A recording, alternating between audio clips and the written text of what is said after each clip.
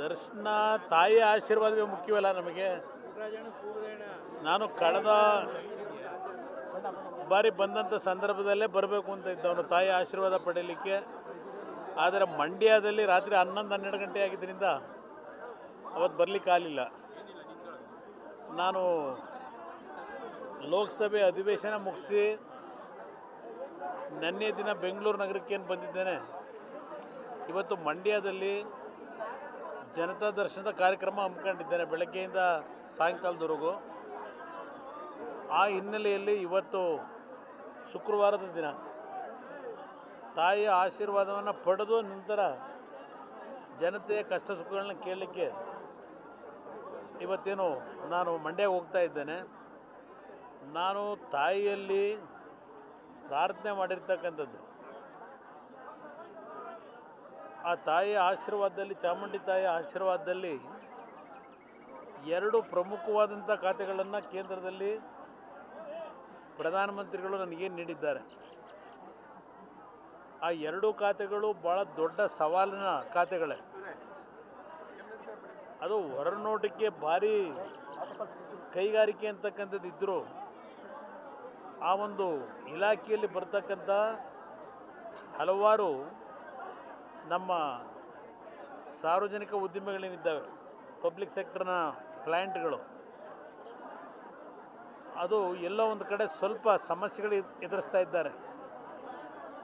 2 ಇಲಾಖೆಗಳು ಅದೇ ರೀತಿಯಲ್ಲೇ ಇದೆ. ಈಗ ಉದಾಹರಣೆಗೆ ನಮ್ಮ ಭದ್ರಾವತಿಯ ಐರನ್ ಸ್ಟೀಲ್ ಪ್ಲ್ಯಾಂಟ್ ಇರ್ಬೋದು, HMT ಇರ್ಬೋದು, ಇವೆಲ್ಲ ಒಂದು ಕಾಲದಲ್ಲಿ ನಮ್ಮ ರಾಜ್ಯದ ಒಂದು ಪ್ರೈಡ್ ಅಂತಕ್ಕಂಥದ್ದೇನಿತ್ತು, ಅವೆಲ್ಲ ಇವತ್ತು ನಶಿಸಿ ಹೋಗಿರ್ತಕ್ಕಂಥ ವಾತಾವರಣ ಇದೆ. ಇದು ನಮ್ಮ ರಾಜ್ಯದ ಪರಿಸ್ಥಿತಿ. ಆದರೆ ಇಡೀ ದೇಶದಲ್ಲೂ ಹಲವಾರು ಸಮಸ್ಯೆಗಳನ್ನು ಎದುರಿಸ್ತಾ ಇದ್ದೇವೆ 2 ಇಲಾಖೆಯಲ್ಲಿ. ಇದು ಎಲ್ಲವನ್ನು ಸರಿಪಡಿಸ್ತಕ್ಕಂಥ ನಾನು ಏನೇ ಶ್ರಮ ಹಾಕಿದ್ರು ಅಂತಿಮವಾಗಿ ಒಂದು ಕಾಣೋ ಶಕ್ತಿ ಆ ತಾಯಿ ಚಾಮುಂಡೇಶ್ವರಿಯ ಆಶೀರ್ವಾದ ನನಗೆ ದೊರಕೋದ್ರ ಮುಖಾಂತರ ದೇಶದಲ್ಲಿ, ರಾಜ್ಯದಲ್ಲಿ ಇಲ್ಲಪ್ಪ ಈ 2 ಇಲಾಖೆಯನ್ನು ಚೆನ್ನಾಗಿ ನಡೆಸಿದ್ದಾನೆ, ಜನತೆಯ ಕಷ್ಟ ಸುಖ ಬಗೆಹರಿಸಿದ್ದಾನೆ ಅಂತಕ್ಕಂಥ ಒಂದು ಕಾರ್ಯವನ್ನು ಯಶಸ್ಸುಗೊಳಿಸ್ತಕ್ಕಂಥದ್ರಲ್ಲಿ ತಾಯಿಯ ಆಶೀರ್ವಾದ ಮುಖ್ಯ. ನನಗೆ ಇದು ಗುರು ಹಿರಿಯರ ದೇವರ ಆಶೀರ್ವಾದ ಮುಖ್ಯ. ಅದನ್ನು ಕೇಳಿದ್ದೇನೆ. ಇವತ್ತು ನಾನು ಯಾಕೆಂದರೆ ಮತ್ತೆ ನಾಡಿದ್ದು ದೆಹಲಿಗೆ ಹೋಗಿ ಹಲವಾರು ಇಲಾಖೆಗಳಲ್ಲಿ ರಿವ್ಯೂ ಮೀಟಿಂಗ್ಗಳು ನಿರಂತರವಾಗಿ ನಡೆಸ್ತಾ ಇದ್ದೇನೆ. ಕಳೆದ 15 ದಿವಸದಲ್ಲಿ ಬಹುಶಃ ದಿನಕ್ಕೆ 18-28 ಗಂಟೆ ಕೆಲಸ ಮಾಡ್ತಾ ಇದ್ದೇನೆ. 18ರಿಂದ 20 ಗಂಟೆ. ನಾನು ಹಲವಾರು ವಿಷಯಗಳನ್ನು ಕ್ರೋಢೀಕರಿಸಬೇಕು. ತಮಗೆ ಗೊತ್ತಿದೆ, ನಮ್ಮ HMTಯ ಮತ್ತೊಂದು ಬ್ರ್ಯಾಂಚು ಹರಿಯಾಣದ ಪಂಜೋರ ಅಂತಕ್ಕಂಥ ಒಂದು ಹಳ್ಳಿಯಲ್ಲಿ ದೊಡ್ಡ ಮಟ್ಟದ 800 ಎಕರೆ ಇದ್ದಂಥ ಒಂದು ಜಾಗ ಈಗ 380 ಎಕರೆ ಇಟ್ಟಿದ್ದಾರೆ. ಅಲ್ಲಿ ಪಾಪ 120 ಜನ, ಮೊದಲು 3000 ಜನ ಎಂಪ್ಲಾಯೀಸ್ ಇದ್ದರು, ಈಗ 130 ಜನ ಕೆಲಸ ಮಾಡ್ತಾ ಇದ್ದಾರೆ. ಅಲ್ಲೂ ವಿಸಿಟ್ ಕೊಟ್ಟಿದ್ದೇನೆ. VISLಗೆ ಬಂದು ಹೋದೆ. HMTನಲ್ಲೂ ಸಭೆ ಮಾಡಿದ್ದೇನೆ. ಅದರ ಒಂದು 2 ತಿಂಗಳು ಗುರಿಗಳೇನು ಕೊಟ್ಟಿದ್ದೇನೆ ಅವರಿಗೆಲ್ಲ, ಯಾವ ರೀತಿಯಲ್ಲಿ ಪ್ರೈವೇಟ್ ಕನ್ಸಲ್ಟೆನ್ಸಿಗಳ ಮುಖಾಂತರ ಇವತ್ತಿನ ಮಾಡಿಫಿಕೇಷನ್ ಏನಾಗಬೇಕಾಗಿದೆ, ಅದಕ್ಕೆ ಹಣದ ಕೊರತೆ.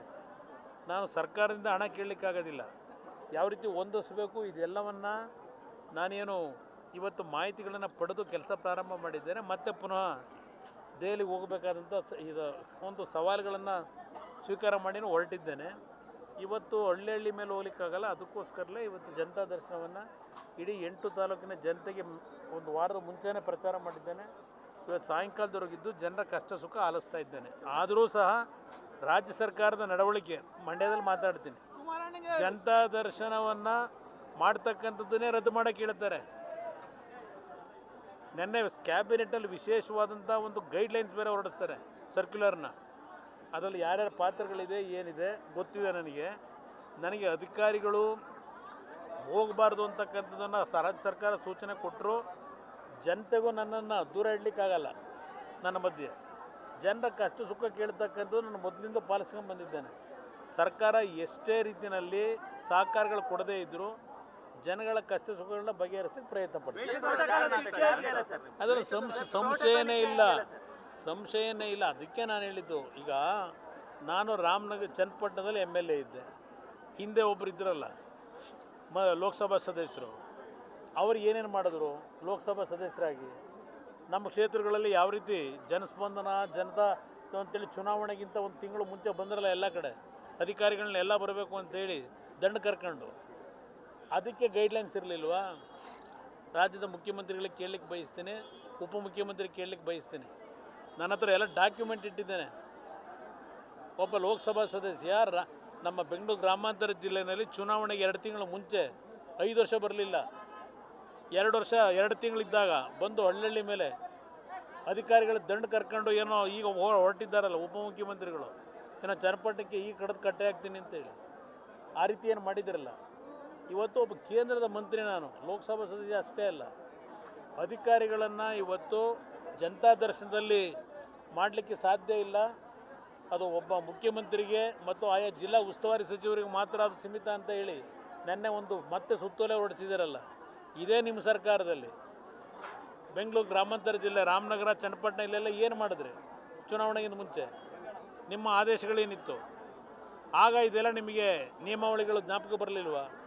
ಶಾಸಕರನ್ನ ಬಿಟ್ಟು ಕೆಲಸ ಮಾಡಬೇಕಾದ್ರೆ ಈಗ ಇದಕ್ಕೆ ಹೊಸದಾಗಿ ಇವತ್ತೇ ನಿನ್ನೆ ಕ್ಯಾಬಿನೆಟ್ನಲ್ಲಿ ಇದೇ ಒಂದು ದೊಡ್ಡ ಚರ್ಚೆ. ಕುಮಾರಸ್ವಾಮಿ ಜನತಾ ದರ್ಶನ ಮಾಡೋದೇ ದೊಡ್ಡ ಚರ್ಚೆ. ಯಾಕೆ ನಿಲ್ಲಿಸಬೇಕು, ಸ್ಕಟ್ಲು ಮಾಡಬೇಕು ಅಂತೇಳಿ. ಇದರಿಂದ ಸ್ಕಟ್ಲು ಮಾಡ್ಲಿಕ್ಕೆ ಸಾಧ್ಯ ಇಲ್ಲ. ಸಿದ್ದರಾಮಯ್ಯನವರು ಇಷ್ಟೆಲ್ಲ ಮಾಡ್ತಾ ಇದ್ದಾರೆ, ಅವರ ಮೂಗಿನ ಕೆಳಗೇನೆ ಮೈಸೂರಿನಲ್ಲಿ ಮೂಡಾದಲ್ಲಿ ದೊಡ್ಡ ಭ್ರಷ್ಟಾಚಾರ ಆಗಿದೆ ಅಂತೇಳಿ ಬಿಜೆಪಿ ಆರೋಪವನ್ನು ಮಾಡ್ತಾ ಇದೆ. ದೊಡ್ಡ ಮಟ್ಟದ ಸೈಟ್ ಸ್ಕ್ಯಾಮ್ ಆಗಿದೆ ಅಂತ ನನಗೆ ಬಿಜೆಪಿದು ಬೆಳಗ್ಗೆ ಮೊನ್ನೆ ಪತ್ರಿಕೆಗಳು ಗಮನಿಸಿದ್ದೇನೆ ಬ್ರದರ್. ಬಿಜೆಪಿಯ ನನ್ನ ಸ್ನೇಹಿತರುಗಳು ಹೋರಾಟ ಮಾಡ್ತಾ ಇರೋದು. ಆದರೆ ಇಷ್ಟೆಲ್ಲ ರಾದಾಂತಗಳು ಈಗ ಪ್ರಾರಂಭ ಆಗಿರೋದಕ್ಕೆ ವಿರೋಧ ಪಕ್ಷಗಳಿಗಿಂತ ಹೆಚ್ಚಾಗಿ ನನಗಿರ್ತಕ್ಕಂಥ ಮಾಹಿತಿ, ಈ ಮುಖ್ಯಮಂತ್ರಿಯ ಪೈಪೋಟಿ ಇದೆಯಲ್ಲ, ಈಗ ಮುಖ್ಯಮಂತ್ರಿ ಆಗಬೇಕು ಉಪಮುಖ್ಯಮಂತ್ರಿ ಆಗಬೇಕು ಅಂತೇಳಿ, ಆ ಹಿನ್ನೆಲೆಯಲ್ಲಿ ಮುಖ್ಯಮಂತ್ರಿಯ ಕುರ್ಚಿಗೆ ಆಸೆಪಟ್ಟು ಪಾಪ ಟವಲ್ ಹಾಸ್ಕೊಂಡು ಕೂತವರಲ್ಲ, ಅವರಿಂದ ಇದೆಲ್ಲ ಇವತ್ತು ಎಕ್ಸ್ಪೋಸ್ ಆಗ್ತಾ ಇದೆ ಅನ್ನೋದು ಒಂದು ಸುದ್ದಿ ಇದೆಯಪ್ಪ.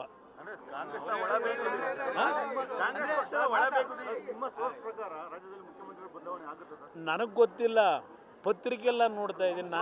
ನನಗೆ ರಾಜ್ಯದ ರಾಜಕಾರಣದ ಆಸಕ್ತಿಗಿಂತ ಹೆಚ್ಚಾಗಿ ಈಗ ಏನು ನನಗೆ ಕೇಂದ್ರದಲ್ಲಿ ಪ್ರಧಾನಮಂತ್ರಿಗಳು 2 ಜವಾಬ್ದಾರಿಯುತವಾದ ಇಲಾಖೆ ಕೊಟ್ಟಿದ್ದಾರೆ, ಅದರ ಕಡೆ ನನ್ನ ಗಮನ ಇದೆ. ನಾನು ಕರ್ನಾಟಕ ರಾಜ್ಯದಲ್ಲಿ ಏನು ನಡೀತಿದೆ ಅಂತಕ್ಕಂಥದ್ದು ಇಲ್ಲಿ ಬಂದಂಥ ಸಂದರ್ಭದಲ್ಲಿ ಮೊನ್ನೆ ಏನು ಗ್ರಹಿಸಿದ್ದೇನೆ. ಇಲ್ಲಿ ಆ ಮುಖ್ಯಮಂತ್ರಿಯ ಸ್ಥಾನಕ್ಕೆ ಪೈಪೋಟಿ ನೀವು ಪ್ರತಿನಿತ್ಯ ಬರೀತಾ ಇದ್ದೀರಿ, ನಂದಲ್ಲ ಇದು. ಆ ಪೈಪೋಟಿನಲ್ಲಿ ಪಾಪ ಮುಖ್ಯಮಂತ್ರಿಗಳ ಪಾರದರ್ಶಕತೆ, ಅವರ ಆಡಳಿತ ಹೇಗಿದೆ ಅಂತಕ್ಕಂಥದ್ದನ್ನ ಅವರ ಪಕ್ಷದಲ್ಲೇ ಇರ್ತಕ್ಕಂಥವ್ರು ಮುಖ್ಯಮಂತ್ರಿ ಆಸೆ ಇಟ್ಟವರು ಇದೆಲ್ಲವನ್ನು ಎಕ್ಸ್ಪೋಸ್ ಮಾಡಿ ಅವ್ರನ್ನ ಇಳಿಸ್ಲಿಕ್ಕೆ ಏನೇನು ಮಾಡಬೇಕು ಅಂತ ಹೊರಟಿದ್ದಾರೆ ಅನ್ನೋದು ಚರ್ಚೆ ನಡೀತಾ ಇದೆ ರಾಜಕೀಯದ ವಲಯದಲ್ಲಿ. ಅದನ್ನು ನಿಮ್ಮ ಮುಂದೆ ಹೇಳಿ. ನಿಮ್ಗೆ ಇನ್ನೂ ಸಂಶಯ, ನನಗಿಂತ ಹೆಚ್ಚಾಗಿ ನಿಮಗೆ ಗೊತ್ತಿದೆ ಈ ಮೂಢ ಹಗರಣದ ಬಗ್ಗೆ. ಇಷ್ಟೆಲ್ಲ ಹೊರಗಡೆ ಈಗ ಬರಬೇಕಾದ್ರೆ ಏನು ಪಾಪ ಅಲ್ಲಿರ್ತಕ್ಕಂಥವ್ರು ಈಗ ಸ್ಥಾನಮಾನಗಳ ಬಗ್ಗೆ ಪೈಪೋಟಿ ನಡೀತಿದೆಯಲ್ಲ, ಆ ಜಾಗಕ್ಕೆ ಹೋಗಬೇಕು ಅಂತೇಳಿ ಅವರುಗಳಿಂದ ಇದೆಲ್ಲ ಹೊರಗಡೆ ಎಕ್ಸ್ಪೋಸ್ ಆಗಿರೋದು. ಇಷ್ಟು ದಿವಸ ಆಗದಿರೋದು ಈಗ ಯಾಕೆ ಬಂತು? ಈಗ CD ಮ್ಯಾನುಫ್ಯಾಕ್ಚರ್ದು ಮುಗೀತು ಕತೆ. ಈಗ ಮೂಡಾದ ಕಾರ್ಯಕ್ರಮಗಳು ಪ್ರಾರಂಭ ಆಗಿದೆ.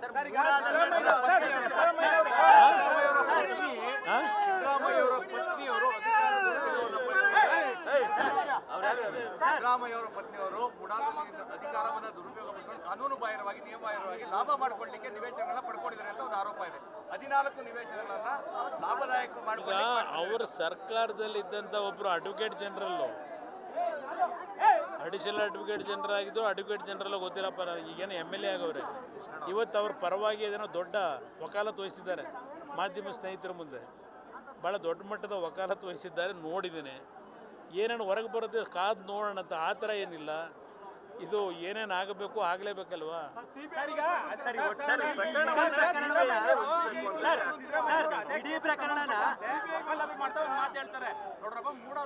ತಪ್ಪು ತಿಳ್ಕೋಬೇಡಿ ಬ್ರದರ್, ನಾನು ಅದನ್ನು ನೀವು ಹೇಳ್ತಾ ಇದ್ದೀರಲ್ಲ, 62 ಕೋಟಿ ನನಗೆ ಮೂಡಾನೇ ಕೊಡಬೇಕು, ಕಾಂಪನ್ಸೇಷನ್ ಸರ್ಕಾರವೇ ಕೊಡಬೇಕು ಅಂತ ಹೇಳ್ತಾ ಇದ್ದಾರಲ್ಲ. ಒಂದು ನಿಮಿಷ, ನಾನು ಮುಖ್ಯಮಂತ್ರಿಗಳಿಗೆ ಹೇಳ್ತೀನಿ, ಈ ರಾಜ್ಯದಲ್ಲಿ ಹಲವಾರು ಅಭಿವೃದ್ಧಿಗಳ ಹೆಸರಿನಲ್ಲಿ ರಸ್ತೆಗೋ, ರೈಲ್ವೆ ಯೋಜನೆಗಳಿಗೋ, ನೀರಾವರಿ ಯೋಜನೆಗಳಿಗೋ ರೈತರಿಂದ ಭೂ ಸ್ವಾಧೀನ ಮಾಡ್ಕೊಂಡ್ರಲ್ಲ, ಆ ರೈತರು ಬೀದಿಲಿ ಇನ್ನೂ ಅಲಿತಾ ಇದ್ದಾರಲ್ಲ 106 ಜನ, ನಮಗೆ ದುಡ್ಡು ಬರಲಿಲ್ಲ ಅಂತ ಹೇಳಿ. ಇವತ್ತು ನಿಮ್ಮ ಆಸ್ತಿ ಅದು ಆಸ್ತಿ ಯಾಕೆ ತಗೊಂಡಿದ್ದೀರಿ ಅನ್ನೋದು ಗೊತ್ತಿದೆ. ಅದಕ್ಕೆ 62 ಕೋಟಿ ನೀವು ಡಿಮ್ಯಾಂಡ್ ಮಾಡ್ತಾ ಇದ್ದೀರಿ ಸರ್ಕಾರವೇ ಕೊಡಬೇಕು ಅಂತ ಹೇಳಿ. ಆ ಡೌಟ್ ಏನು ಸರ್? ಆ ಅಮಾಯಕರು ರೈತರ ಭೂಮಿನ ರಾತ್ರೋರಾತ್ರಿ ಭೂ ಸ್ವಾಧೀನ ಪ್ರಕ್ರಿಯೆಗಳು ಮಾಡ್ಕೊಂಡು ಅಭಿವೃದ್ಧಿ ಹೆಸರಿನಲ್ಲಿ ಬೀದಿಗೆ ನಿಲ್ಲಿಸ್ತಿರಲ್ಲ, ಅವ್ರಿಗೆ ಪರಿಹಾರ ಕೊಡಬೇಕಾದ್ರೆ ಯಾವ ರೀತಿ ನೀವು ರೇಟ್ ಫಿಕ್ಸ್ ಮಾಡಿದ್ದೀರಿ, ಯಾಕೆ ಕೊಟ್ಟಿದ್ದೀರಿ? ಪಾಪ ನಿಮ್ಮ ಧರ್ಮಪತ್ನಿಯವ್ರಿಗೆ 62 ಕೋಟಿ ಏನು ಕೇಳ್ತಾ ಇದ್ದೀರಿ? ಆ ದೇವ್ರ ಮೆಚ್ಚನ ಅನ್ನೋದನ್ನ ನಿಮ್ಮ ಆತ್ಮಕ್ಕೆ ಪ್ರಶ್ನೆ ಮಾಡಿ. 62 ಕೋಟಿ ಕೊಟ್ಬಿಟ್ರೆ ಅದು 62 ಕೋಟಿ ಯಾರು ದುಡ್ಡು? ಜಾಗ ಯಾರ್ದು? ಆಮೇಲೆ ಮಾತಾಡೋದು. ಪ್ರಕರಣವನ್ನ ಸಿಬಿಐ ಗೋಸ್ಕರ